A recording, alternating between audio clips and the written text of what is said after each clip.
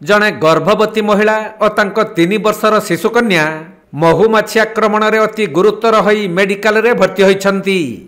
एभली अभावनीय घटना घटी रायगड़ा जिला कल्याण सिंहपुर ब्लॉक नारायणपुर पंचायत दुलदुलगुड़ा गाँ निकट में।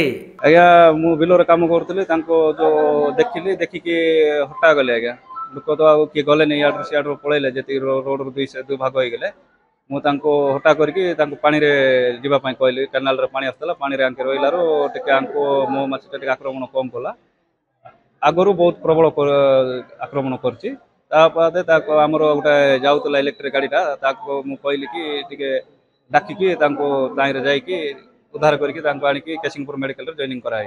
तबे गर्भवती महिला मंजुला हियाल तांको 3 वर्षर झियो सहित दुलदुलीगुड़ा छक निकट को जाउथबा समय रे महुमाछी आक्रमणर शिकार होइथिले।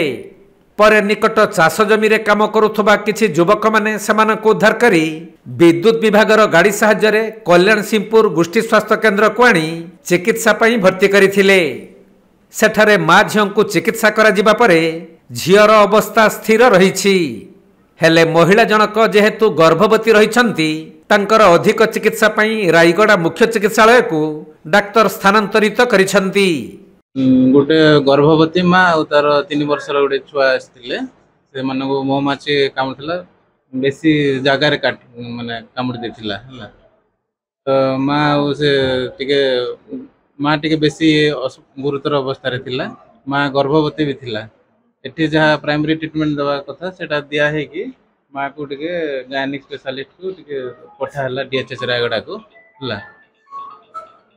छुआर एमती किसी असुविधा नाला ठीक माने प्राइमरी ट्रीटमेंट तो पाई जाए रायगड़ा रेफर होती देखिले माँ भल।